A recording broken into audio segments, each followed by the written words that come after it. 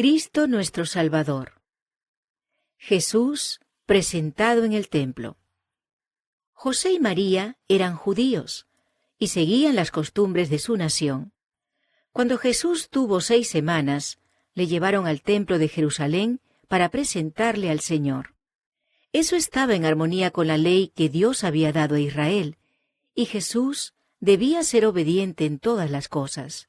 Por tanto, el Hijo de Dios mismo, el Príncipe del cielo, nos enseña por su ejemplo que debemos obedecer.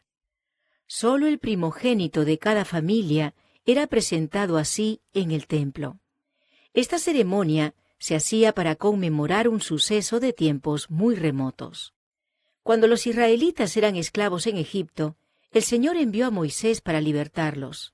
Lo mandó a Faraón, rey de Egipto, para decirle: «Así dice Jehová, Israel es mi hijo, mi primogénito. Y ya te he dicho, deja ir a mi hijo para que me sirva. Y tú rehúsas dejarle ir. He aquí que voy a matar a tu hijo, tu primogénito». Éxodo capítulo 4, versos 22 y 23. Moisés llevó este mensaje al rey, mas Faraón le respondió: «¿Quién es Jehová para que yo oiga su voz y deje ir a Israel? No conozco a Jehová, ni tampoco dejaré ir a Israel». Éxodo capítulo 5, verso 2.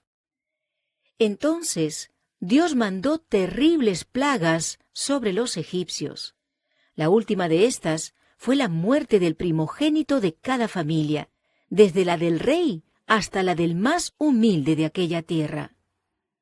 El Señor dijo a Moisés que cada familia de los israelitas debía matar un cordero y pintar con la sangre una señal sobre los postes de las puertas de sus casas. Esta señal iba a servir de indicación al ángel de la muerte, para que pasara por alto todas las casas de los israelitas y destruyera solo a los soberbios y crueles egipcios.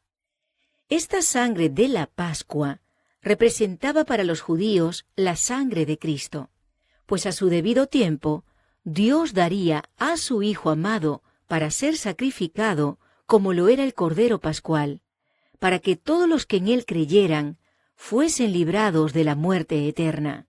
Cristo es llamado nuestra Pascua. Primera de Corintios capítulo 5, verso 7. Por su sangre, mediante la fe, somos redimidos. Efesios capítulo 1, verso 7. De manera que cada vez que una familia de Israel llevaba a su primogénito al templo, debía recordar cómo los niños habían sido salvados de la plaga en Egipto, y cómo todos podían salvarse del pecado y de la muerte eterna. El sacerdote tomaba en sus brazos al niño traído al templo y le alzaba ante el altar. De este modo, dedicaba solemnemente al niño a Dios. Después escribía su nombre en el rollo o libro, que contenía los nombres de los primogénitos de Israel. Asimismo, todos los que sean salvos por la sangre de Cristo tendrán sus nombres escritos en el libro de la vida.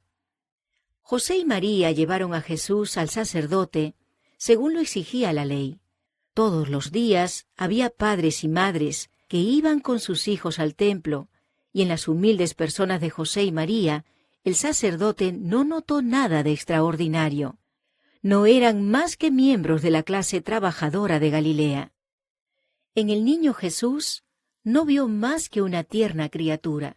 No se imaginó aquel sacerdote que tenía en sus brazos al Salvador del mundo, al sumo sacerdote del santuario celestial. Sin embargo, bien hubiera podido saberlo, porque si hubiese sido obediente a la palabra de Dios, el Señor se lo hubiera revelado. En aquel mismo momento se encontraban en el templo 2 verdaderos siervos de Dios, Simeón y Ana. Ambos habían envejecido en el servicio de su Señor, el cual les había revelado cosas que había tenido que ocultar a los sacerdotes orgullosos y egoístas. Simeón había obtenido la promesa de que no moriría antes de que hubiese visto al Mesías. Tan luego como vio al niño Jesús en el templo, supo que era el ungido del Señor. Circundaba el rostro de Jesús una suave luz celestial, y Simeón, tomando al niño en sus brazos, dio gracias a Dios y dijo: Ahora despide a tu siervo, Señor, conforme a tu palabra, en paz. Porque mis ojos han visto tu salvación, la cual has preparado en presencia de todos los pueblos, luz para iluminación de las naciones y gloria de tu pueblo Israel. Lucas capítulo 2, versos 29 al 32. Y la profetisa Ana, presentándose en aquella misma hora, daba gracias a Dios y hablaba de aquel niño a todos los que esperaban la redención en Jerusalén. Lucas capítulo 2, verso 38. Así es como Dios escoge a personas humildes como testigos suyos y con frecuencia pasa por alto a aquellos a quienes el mundo llama grandes.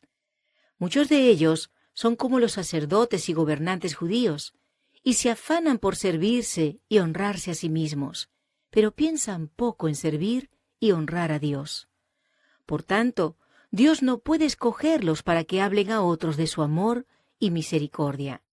María, la madre de Jesús, pensó mucho en la profecía admirable de Simeón.